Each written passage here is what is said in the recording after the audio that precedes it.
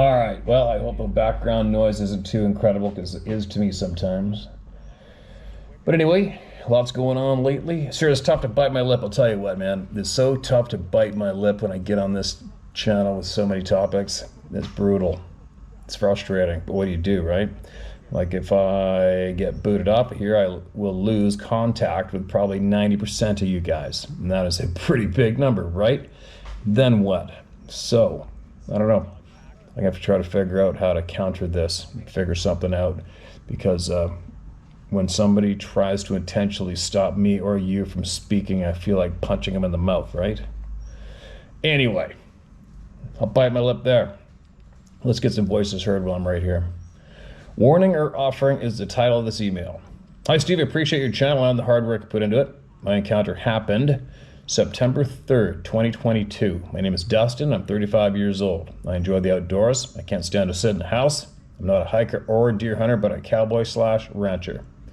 I hunt coyotes and feral hogs. They're a problem in this area. I'll try to put into words what happened. I live north of the Red River on the Oklahoma side, close to the West Cache Creek. One night a friend of mine called me to go pig hunting with him on one of his fields, that is getting destroyed by pigs next to the Red River. Here in Oklahoma, it is legal to hunt pigs and coyotes with thermal scopes. Plus, pigs are mainly only active at night. We rode my side by side down by the river and walked possibly 150 yards and set up behind a fallen log. And we sat and waited. It was a beautiful night, calm, and moonlight made visibility excellent, even without the thermal. But after about 30 minutes to an hour, we heard this thumping. It was far off, but clear and solid sounding. We shrugged it off. After maybe another 30 minutes, we heard this screaming. It was very loud. We looked at each other like, oh shit. Long-tailed cat? Cougar?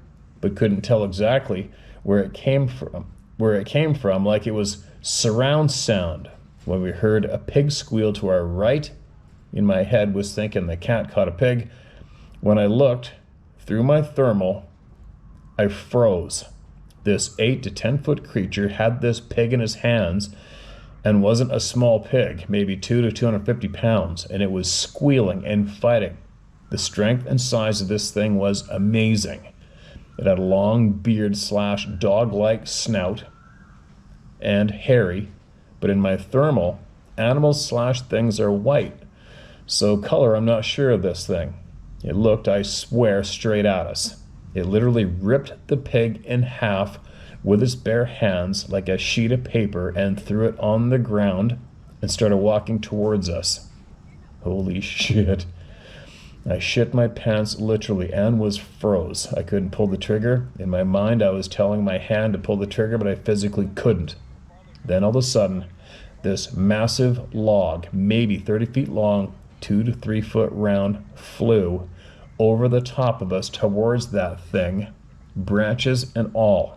I jumped up, ran towards the side-by-side, my buddy right behind me. We got in. I started the thing and held my foot to the floor, maybe 60 miles per hour. It'll run 80, but don't believe it was at top speed yet. We busted through the gate to the pasture, not even a thought of getting out and opening it.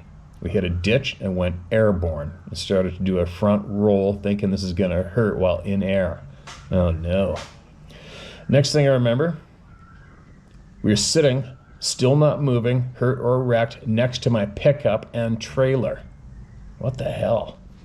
We loaded it up and went to his house in silence, not a word. We pulled into his house, his wife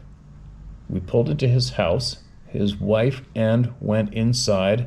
His wife said, "What's wrong with you guys? You look like you've seen a ghost, and where are your guns?" I said, "I think we did, and he can keep the guns. I have more. Never even realized our guns were left laying by the stump, but didn't care. Was glad to be out of there. After a few hours in a shower and borrowed clothes, I left to go home, which I live about 40 miles from him. I'm guessing you had to change your clothes because you crapped your pants, right? This is the creepiest part. When I parked the truck and walked to the front door, I noticed something in my yard. Maybe 20 yards from the front door is that rifle I left down at the river. Holy shit, that thing knows where I live 40 miles away. Nothing has happened since then, but I don't go out at dark unless I absolutely have to, and haven't been back to that creek or river and don't plan to. But I do feel something unnatural saved us that night. But anyways, I hope you share this experience to the world, because someone somewhere has had a similar experience and it needs to be shared. I wasn't a believer, but I am now. Again, thanks for all you do, Dustin. Dustin, that is a freaking nightmare of an experience. I can't even imagine that. I can't even imagine it. And I have spent a lot of time with thermals and night vision scopes on rifles in the south, shooting hogs, shooting them off piles of corn. We shot them from helicopters. I've been to Oklahoma once, but I know I can't imagine.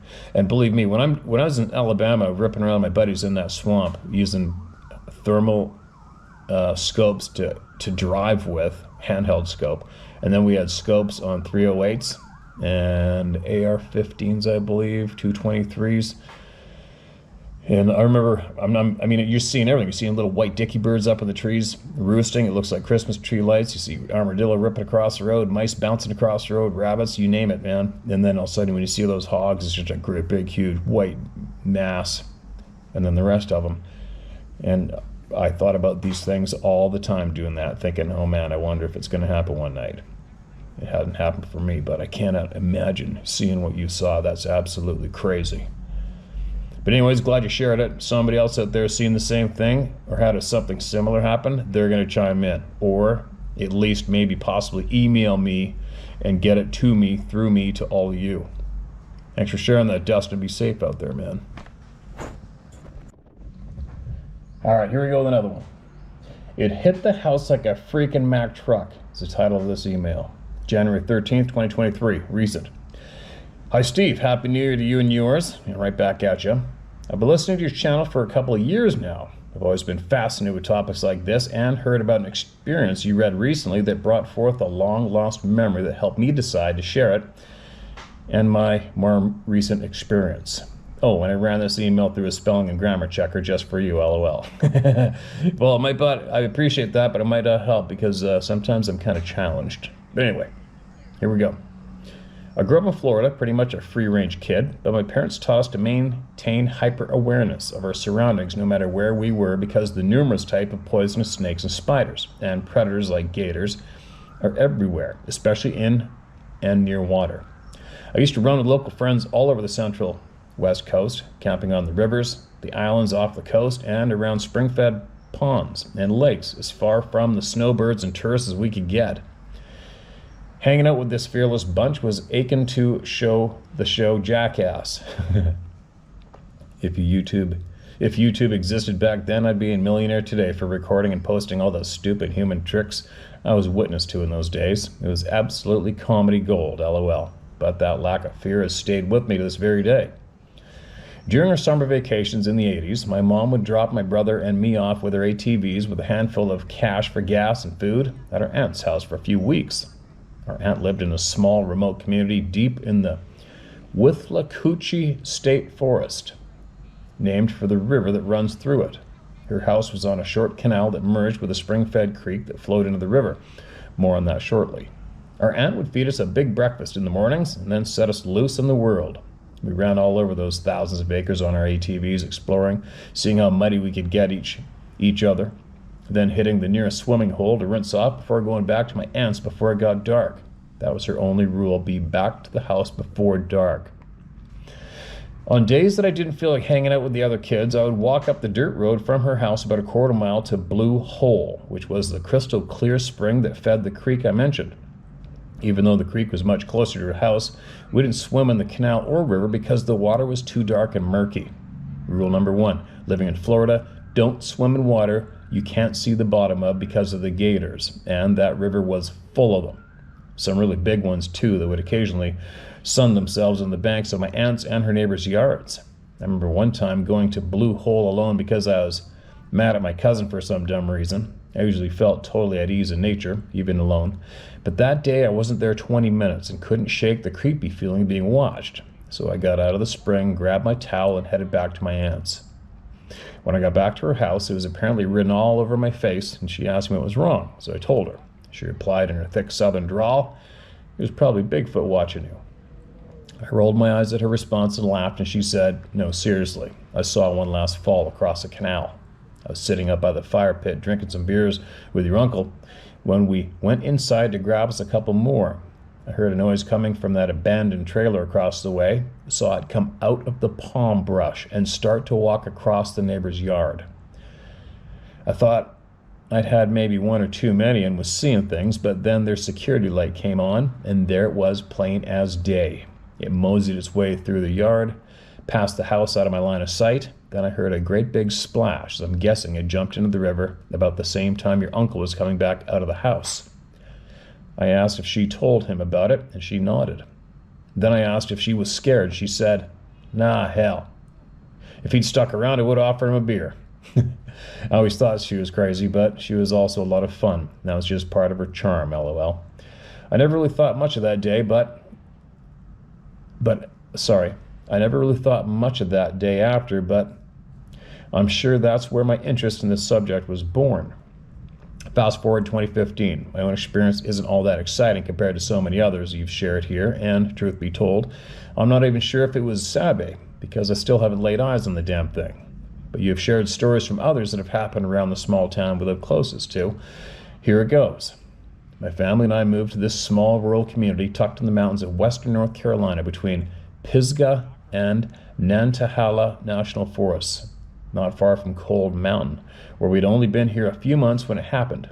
My husband, one of those fearless yahoos I used to run with back in the day, was on the road. He's an OTR trucker. My oldest son was at work, and I was home with my two younger boys and a friend that was visiting from South Carolina. We had just returned from visiting another friend on the other side of the Smokies in Tennessee earlier that evening, and my youngest went straight to his room, while my middle son remained with our guest and me chatting in the living room. I started hearing what sounded like someone was tossing pebbles at my kitchen window, randomly one at a time. This went on for a little while until my son and friend heard it too. My son offered to investigate and went outside. He came back in kinda pale and said he saw something big and weird run off into the bamboo patch. I thought whoever it was couldn't go far because the patch is difficult to navigate even during the daytime, and the fence would stop them. So they were probably just hiding in there out of sight.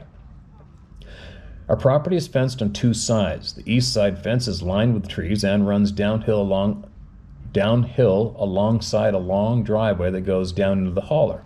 The north side fence has been swallowed by a substantially sized bamboo patch, separating our property from the paddock side of the little farm next door, and we have a small orchard of apple and peach trees downhill in the northeast corner. There's wooded property between us and the house to the west of us that our driveway comes through up to the southern, more open space part of our house. I knew our family's version of something big and weird, my oldest son, LOL, was due home soon. So I called to let him know about the strange activity going on and what his brother saw.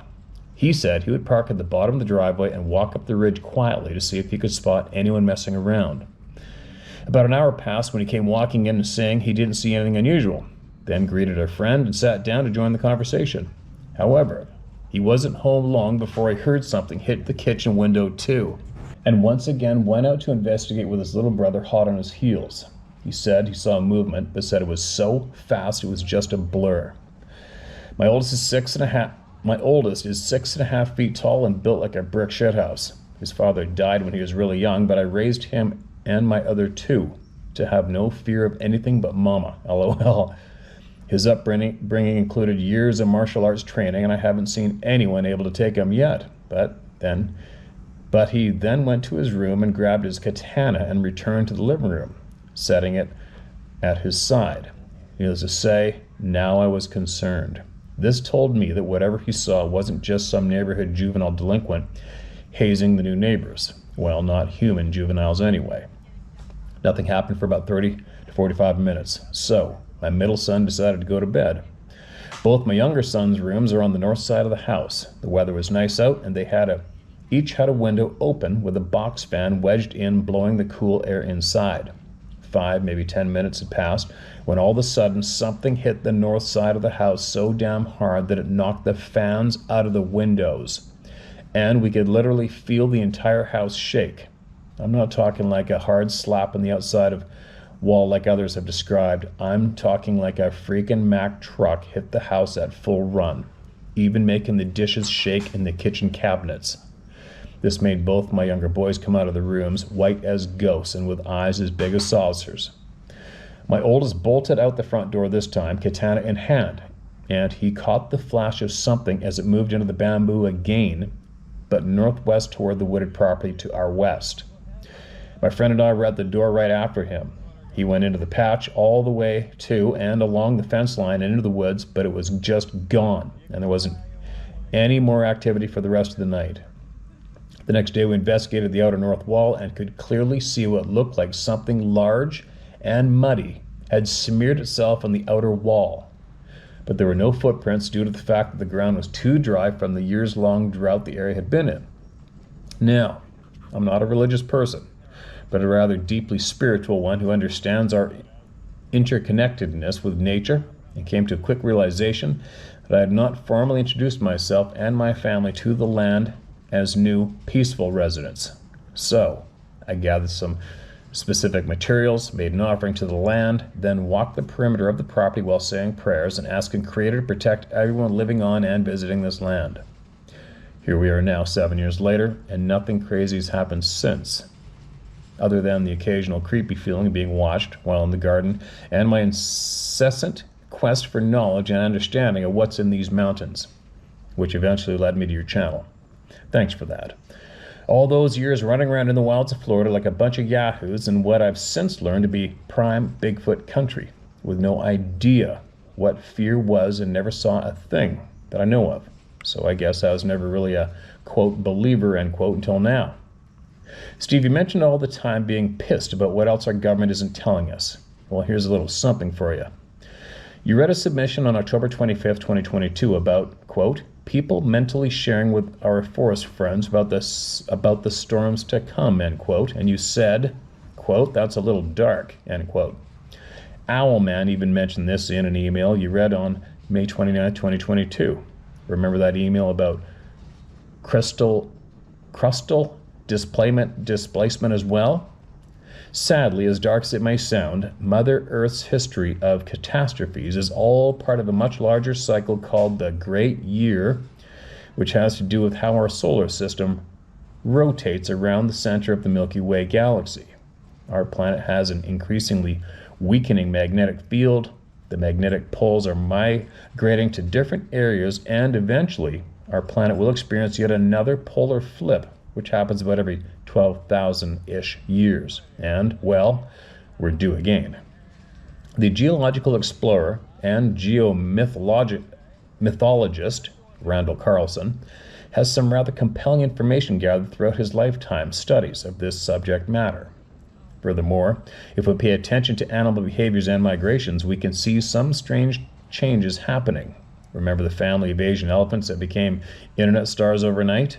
Well, that's just one of many other examples that aren't making the mainstream news. All of this has been getting scientifically observed, documented, and tracked for years, and, I'm sure, reported to the governments who are hiding the truth about it with smoke and mirrors behind the guise of climate change. Don't get me wrong, this change is real, but we're being misled as to the complete picture. This is a cyclical, and it happens on the other planets in our solar system as well. I know you're not big on promoting other channels, but one of the other better resources for all the science is the Earth Disaster Documentary and the subsequent playlist with questions and answers and regularly updated info from suspicious observers. The guy running that channel even has former and few current NASA scientists backing his info, albeit covertly. With all that said, I have some questions for Owlman and /or the other people that visits the Sabe people. Apparently, they are aware of this galactic cycle or something coming. How do they know? And what would they do to protect themselves from such an event? Thanks for all you do for the people and being such a stand-up guy, Steve. The world needs more men like you, and I hope I have done the world some justice in raising my boys to have big hearts and no fear. Peace, Tracy. Quote, Rule 303, if you have the means at hand, you have the responsibility to act, end quote. Beau of the fifth column. All right, Tracy, thanks for being a great mom. I love seeing and hearing of women raising men. That's what the planet needs, right? And good women. Good people, good, strong, fearless people is what we need. But anyway, that's a chunk. I agree with you on the polar shift, without a doubt. I heard a long time ago, I listened to, I forget how I found them, but some Inuit elders from the north said flat out that the earth has shifted on its axis. So there, and I never doubted them for a second. And as we all sit back and watch the lying shit show that goes on in mainstream, right? Nonstop. But anyway. So there you go. I did these 2 emails a little later on, so I'm going to tack them onto a chunk of emails I read earlier and deliver it to you guys. And then maybe possibly anybody has some suggestions of what I should do next. What should I do with this channel next, right? Which direction should I go? Should I maintain hanging out here? Should I try to get everybody somewhere else?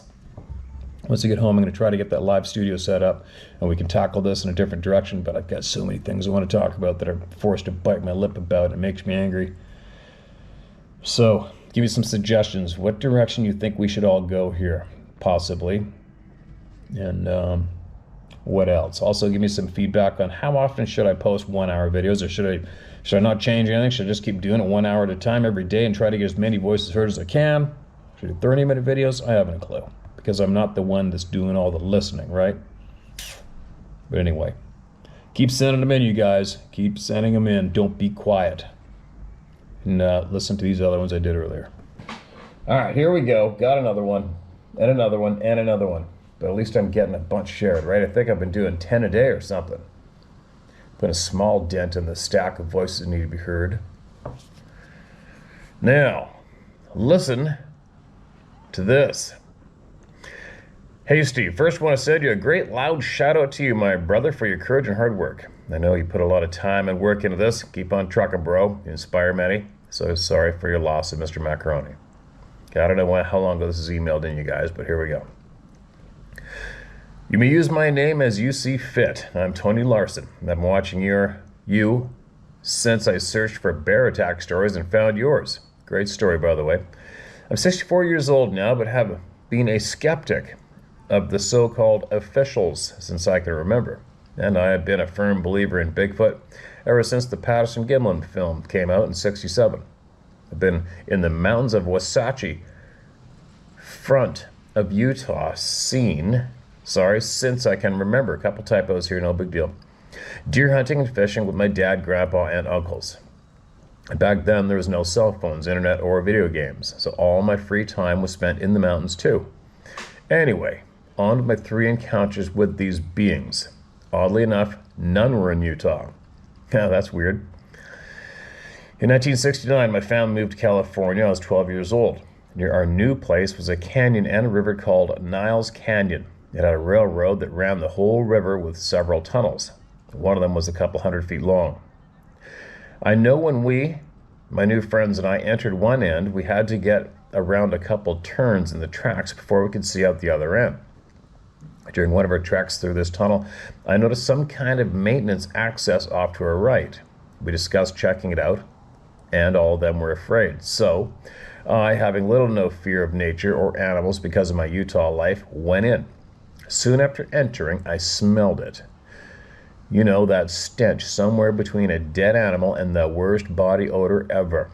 I thought there might be something dead in there, so I light a match. There was a face looking straight at me about 5 feet away. I was afraid then and let out a yell and started running as fast as I could with my friends right on my heels. I kept running until we were at least a couple 100 feet out of the train tunnel and out of breath. Later at home, I told my older brother and his friends and was mocked and ridiculed, so I never told anyone else. Wow, that's crazy. A couple years later in '73, when I was about 15, I went on a long activity with the Boy Scouts. We called it a super activity. We left California for a 3-week trip of camping, rafting, and fishing. We're going to Yellowstone and raft the Snake River, Wyoming, and then raft down the Grand Canyon. It was a great trip.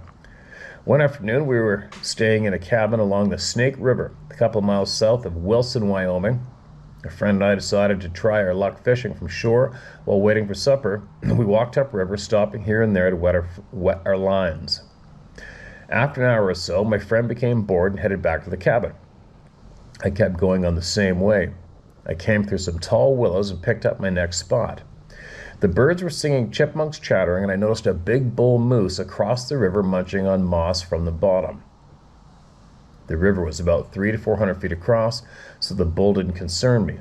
It was one of those wonderful moments that make those of us who feel close to nature long for. Even though I hadn't caught a fish, it was beautiful. After a couple of casts of my fishing rod, I noticed everything had gone completely silent. I looked around and the moose had disappeared too. I cast one more time and then I heard a long, loud roar. Not a whoop or eerie moan like most of the recordings I've heard online, but a deep, long howl. It seemed to last at least a full minute and was coming from straight across the river. It felt a little odd, something in nature I'd never heard before, but I wasn't really scared. I cast it again and reeled back in, and then came the second roar. This time the hair on my neck stood up, and my mind said to me, it's time to go. I swiftly packed up my gear and briskly headed back toward the cabin. After a few hundred yards, I could hear the birds and sounds of nature return and felt more at ease. When I arrived at the cabin, I asked my friend if he heard anything strange. He replied no, and because of the stuff with my brother before, I left it at that.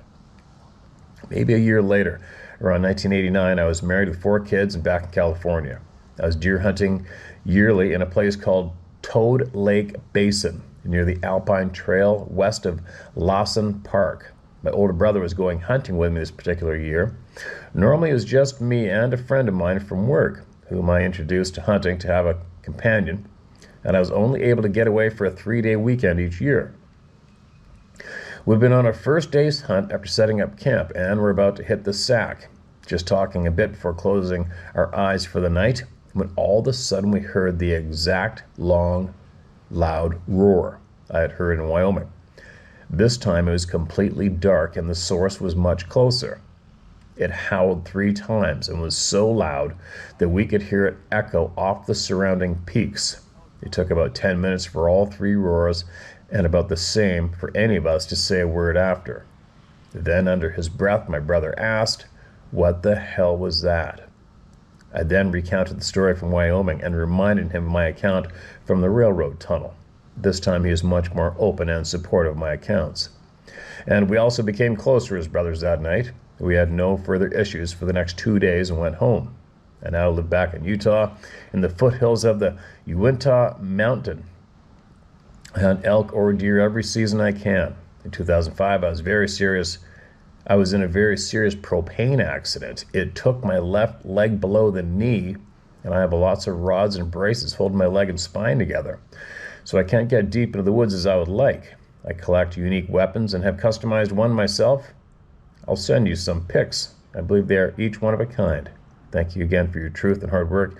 Keep up the good fight. Your friend, Tony Larson. And there's the pictures of your rifles you sent me. And your flintlock. That's pretty cool, man. It's quite the tales. I'm super stoked that your brother got to hear that with you, so you could be tighter once again, and new members of the club of no return, right? The propane accident, that's a little coincidental lately, as our friend Jeff Sims had a propane accident, and he's probably been in the hospital for a month now, still on morphine and getting skin grafts around his body. Actually, I'll put that link for his GoFundMe in the description below again. See if anybody wants to help him out, they can. It sucks. Those accidents suck. Sorry to hear about your leg, and I'm glad to hear you're still going out there. Now, who is next?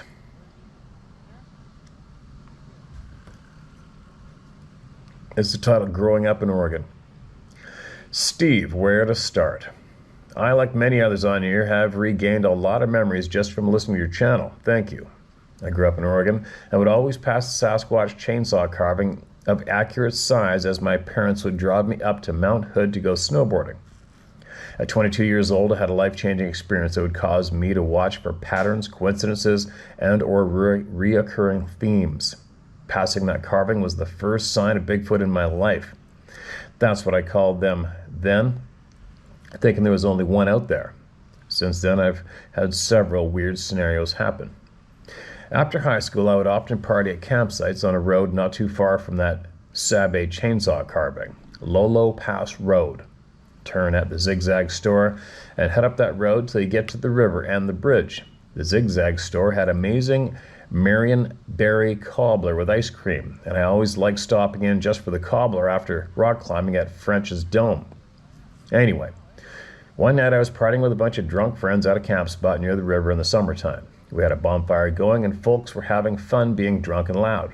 My friends used to call me Grandpa. To them, I was 19 or 20-year-old with a personality of an old man.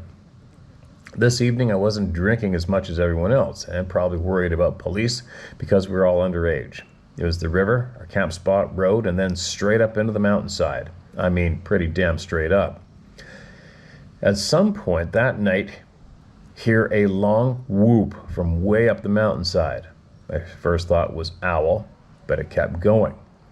It wasn't a hoot and done. This thing had to have some lungs on it. I honestly thought it sounded like a monkey for some reason. As I write this, it was very concerning, but a very cool sound to hear. I cannot make this sound, nor do I have the lungs for it. I quickly pulled two of my friends aside and asked them to listen, and or, did you hear that? They both say, what is that? Or, just sounds like an owl. I'm on high alert now. From this sound I've never heard before in my life. Staying at a distance away from the bonfire crackling and the loud mouths, I let my eyes adjust better to the darkness and keep an ear to the mountainside.